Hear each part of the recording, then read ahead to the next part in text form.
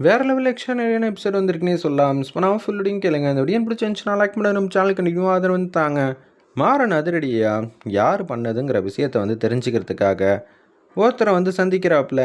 அவங்க வீட்டுக்கு முன்னாடி போய் நின்றுக்கிட்டு, தம்பி நான் உன்னை பார்க்க தான் வந்திருக்கேன், சொல்லி கொடுத்தே இவ்வளோ வசதியாக வந்து வாழ்றியா அப்படின்னு சொல்லி அந்த இடத்துல மாறன் வந்து நக்கெலாம் வந்து கேட்குறாங்க. என்னையா இப்படியெல்லாம் பேசிகிட்டு இருக்க, நான் யாருக்காக தெரியுமா வந்தேன்னு சொல்லி அடித்ததுக்கப்புறம் தான் பேச்சே ஆரம்பிக்கிறாங்க. கனிக்கு நீ கொடுத்த மிட்டாயை பற்றி தெரிஞ்சுட்டு போகலான்னு வந்திருக்கேன், அப்படியெல்லாம் நான் எதுவும் கொடுக்கலையே அப்படின்னு சொல்லும்போது, டேய் கனிக்கு என்னடா கொடுத்த சொல்ல புரியா இல்லையா. அதுக்கப்புறம் தான் ஆதித்யனை பற்றி அப்படியே ஒன்று ஒன்றா வந்து சொல்கிறாங்க.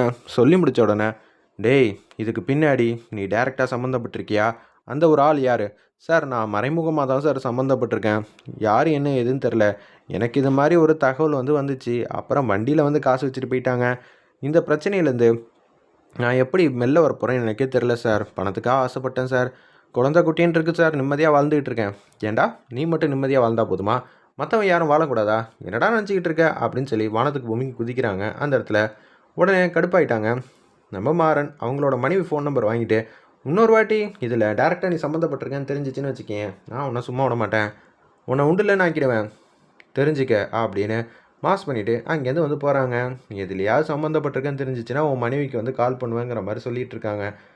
இந்த தகவல் விசாரித்தது எல்லாத்தையும் வள்ளிக்கிட்ட வந்து சொல்லி முடிச்ச உடனே, என்னடா அது அவனை பிடிச்சி உள்ளே வைக்க வேணாமா, அவன் ஒரு சாதாரண ஆள் தான், அவனுக்கு பின்னாடி யார் இருக்கான்னு தெரியவே இல்லை, அவன் வெளியில் இருக்கும்போது தான் நம்மளால் ஏதாவது கண்டுபிடிக்க முடியும் அப்படின்னு சொல்லும்போது, சரிடா உன்னை நம்பி தாண்டா நாங்கள் இருக்கோம், விட்டுறாதடா அப்படின்னு வள்ளி வந்து சொன்னோன்னே, சரி அத்தை நான் பார்த்துக்கிறேன் அப்படின்னு சொல்லிட்டு இருக்காங்க. ஒரு பக்கம் அண்ணா எனக்கு ஒரு யோசனை தோணுது, பாப்பா வீட்டில் தான் இருக்காங்கன்னு நல்லாவே எனக்கு தெரியும், உனக்கும் தெரியும், சரிடா இங்கே தான் வந்து சந்திக்கவே முடியலையே, அப்படி இருக்கிற சூழ்நிலையில் நீ பாப்பாவை கூட்டிகிட்டு வெளியே கூட்டிகிட்டு போ, பீச்சு பார்க்குன்னு அங்கங்கே வந்து கூட்டிகிட்டு போய் விளையாட்டு பொருள்லாம் வாங்கிட்டு வந்து கொடுங்க, ஏன்னா மேடம் எப்படி இருந்தாலும் வெளியில் தானே இருப்பாங்க அப்படின்னு சொல்கிறாங்க.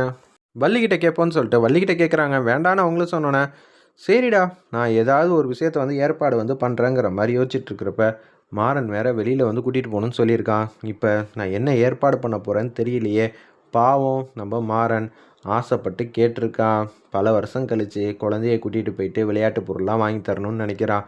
நம்ம கனிக்கு கூட அப்பா கையை பிடிச்சி கூட்டிகிட்டு போகணுன்னு ஆசை. இவன் இருக்கிற நிலமையில் நம்ம எப்படி வந்து ராகவன் கையில் வந்து பாப்பாவை வந்து ஒப்படைக்க முடியும்? கண்டிப்பாக ஒப்படைக்க முடியவே முடியாது. வீரா கீழே இறங்கி வராங்க. நான் ஒரே ஒரு விஷயம் கேட்குறேன், உனக்கு இன்றைக்கி முக்கியமான வேலையெல்லாம் இருக்கா? ஆமாம் வள்ளியம்மா, இன்றைக்கி நிற்க கூட நேரம் இல்லை. அப்படியா, சரி சரி, ஏன் என்னாச்சு, ஏன் பாட்டமாக இருக்கீங்க? இல்லை சும்மா தான் கேட்டேன், உனக்கு என்ன மத்தியானம் ஏதாவது ஸ்பெஷலாக வந்து பண்ணி வைக்கணுமா? அதெல்லாம் ஒன்றும் வேணாம், எதுக்காக இப்படியெல்லாம் அவங்க கேட்குறாங்க, ஒன்றும் புரியலையே அப்படின்னு சொல்லி யோசிச்சுட்ருக்கிறப்ப, வெளியில் எங்கேயும் கூட்டிகிட்டு போவேணா அப்படின்னு டேரெக்டாக வந்து சொல்லிடுறாங்க.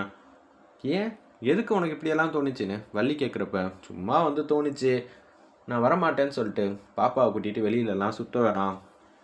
சரிப்பா நான் எதுக்கு கூட்டிகிட்டு போக போகிறேன், உன் பொண்ணு கேட்காம இருந்தால் அதுவே போதும் அப்படின்னு சொன்னேன்.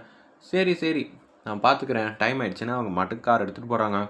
கலெக்டர் மேடம் போயிட்டாங்க, இனிமேட்டு கவலை இல்லை, நம்ம பாப்பாவை கூட்டிகிட்டு வெளியில் வந்து போக வேண்டியதான் அப்படின்னு சொல்லும்போது, வீட்டுக்குள்ளே நம்ம மாறன் வந்து போகலான் இருக்காங்க.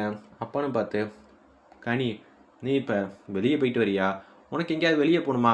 சும்மானு இரு வள்ளி, நான் அதாவது கேட்பேன், நீ முடியாதுன்னு சொல்லுவேன், வீரா கோச்சுப்பான்னு சொல்லுவேன், நம்மளை தான் கூட்டிகிட்டு போக யார் இருக்கா? வேணும்னா உன் ஃப்ரெண்டோட நீ வெளியில் போ, அவங்க கூட டைம் ஸ்பெண்ட் பண்ணதான் உனக்கு பிடிக்கும்ல? ஆமாம்ல எனக்கும் பிடிக்கும், ஆனால் நீ வந்து கஷ்டப்பட மாட்டியா? அவங்க கூட போனால் நான் உன்னை கவலைப்பட மாட்டேன், ஏன்னா அவர் நல்ல விதமாக உன்னை பார்த்துப்பாரு அப்படின்னு சொல்கிறப்ப, எதை வச்சு அப்படி சொல்கிற, உனக்கு அவங்களுக்கும் ஏதாவது சம்மந்தம் இருக்கா அப்படின்னு சொல்லும்போது, அப்படியெல்லாம் எந்த சம்மந்தமும் இல்லை, ஏன்னா அவர் உன் மேலே அன்பு காட்டுறதும் நீ அவர் மேலே வச்சுருக்கிற அன்பும் என்றைக்குமே 2 பேரைக்கும் பத்திரமா வச்சுக்கும், அதைத்தான் சொல்கிறேங்கிற மாதிரி அன்பா பசமாக வந்து பேசிகிட்டு இருக்காங்க. சரி சரி எனக்கு ரொம்ப சந்தோஷமாக இருக்குமா, நீங்கள் இப்படியெல்லாம் வந்து பேசுவீங்கன்னு நான் நினச்சி கூட பார்க்கல, சரி போகலான்னு சொல்லிட்டு வேக வேகமாக போயிட்டுருக்காங்க. அந்த இடத்துல ஒரு பக்கம் நம்ம மாறன் மாட்டுக்கு வாசலில் நின்றுட்டுருக்காங்க.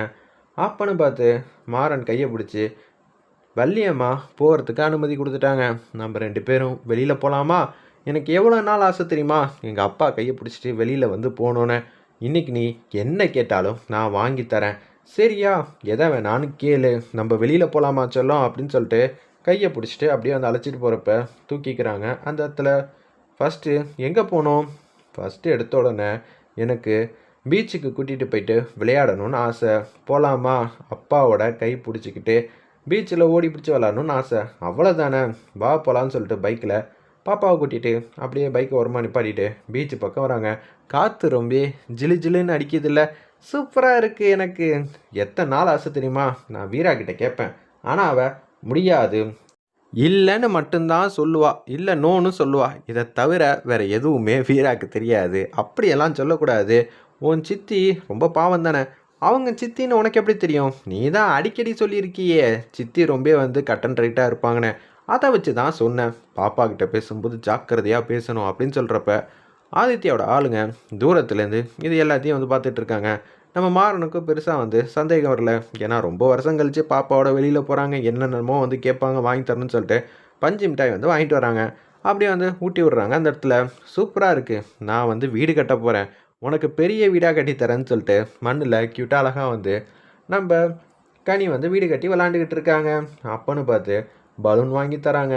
பலூனை என்ன பண்ணணும் தெரியுமா, வாங்கி அப்படியே வந்து பறக்க விடணும்.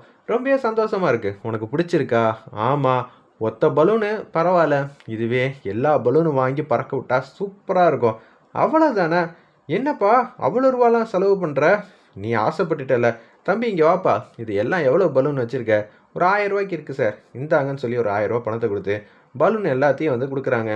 இந்தா ஆசை தீர வந்து பறக்க விடுன்னு சொன்னோன்னே ஒன்று ஒன்றா நம்ம மாறன் கையிலேருந்து எடுத்து அப்படியே பலூனை வந்து பறக்க விட்றாங்க. அதுக்கப்புறம் மாறன் வந்து கனியை தூக்கிக்கிட்டு கனி கையிலேருந்து மொத்த பலூனும் பறக்கிற மாதிரி க்யூட்டாக அழகாக வந்து காட்டுறாங்க. வேறு லெவலில் இருந்துச்சு அந்த சீன்லாம். என்ன ஆச்சு, நானே வந்து பறக்க விடுவேன்ல, அப்படியெல்லாம் விட முடியாதுமா, பலூன் இருக்குல்ல, அதனால தான் நான் ஒன்றா தூக்கிக்கிட்டேன் அப்படின்னு அந்த இடத்துல அன்பா பாசமாக வந்து சொன்னோன்னே சரிப்பா அப்படின்னு சொல்லிட்டு கீழே இறக்கி விடு. இங்கேயும் அங்கேயும் வந்து ஓடி பிடிச்சி விளாண்டுக்கிட்டு இருக்காங்க. இது எல்லாத்தையும் தூரத்துலேருந்து 4-5 பேர் வந்து பார்த்துக்கிட்டே இருக்காங்க. அந்த இடத்துல ஆதித்யன்கிட்ட வந்து கேட்போன்னு சொல்லிட்டு அவங்க ஃபோன் அடித்து என்ன ஏதுன்னு கேட்குறாங்க. அப்பாடா கனி எப்பட்றா இருக்கான்னு வள்ளி வந்து ஃபோன் அடித்த உடனே அப்படியே வந்து மாறன் வந்து பேசுகிறாங்க. கனி நிம்மதியாக சந்தோஷமாக இருக்கா, எங்கள் வீடியோ காலில் வான்னு சொன்னோன்னே வீடியோ காலில் வந்துக்கிட்டு இருக்காங்க. வள்ளியம்மா நான் ரொம்ப சந்தோஷமாக இருக்கேம்மா அப்படின்னு சொல்லும்போது சித்தப்பான் கையை பிடிச்சிக்கிட்டே தான் இருக்கணும், கொஞ்சம் தூரமாக வந்து போயிடக்கூடாது. என்னது சித்தப்பாவா இவர் எனக்கு அப்படின்னு சொல்லும்போது அதெல்லாம் இல்லைப்பா, உனக்கு இவர் அந்த முறைன்னு சொன்னேன், அப்படியெல்லாம் இல்லை, எனக்கு அவர் பிடிக்கவே பிடிக்காது, அமைதியாக இருங்க, இவர் என்னோட ஃப்ரெண்டு, சித்தப்பாலாம் கிடையாது அப்படின்னு சத்தம் போட்டு பேசுகிறாங்க. பாத்தியாடா என்ன சொல்கிறதுன்னு தெரியல, சரிடா நீ பாப்பாவை பத்திரமா பார்த்துக்கன்னு சொல்லிட்டு எவ்வளோ சந்தோஷமாக நிம்மதியாக இருக்கா. 2 பேரோட ஆசையும் நிறைவேறிடுச்சு. டேய் கொஞ்சம் கவனமாக இருடா, அத்தை நான் பார்த்துக்கிறேன் அத்தைன்னு சொல்லிட்டு ஃபோனை வச்சுட்டு அப்படியே கனியோட நிம்மதியாக சந்தோஷமாக வந்து விளாண்டுக்கிட்டு இருக்காங்க. பார்க்கலாம், செம்ம சுவாரஸ்யமாக எக்ஸ்ட்ரானரியாக வந்து கொண்டு போகிறாங்க. வெயிட் பண்ணி பார்ப்போம்.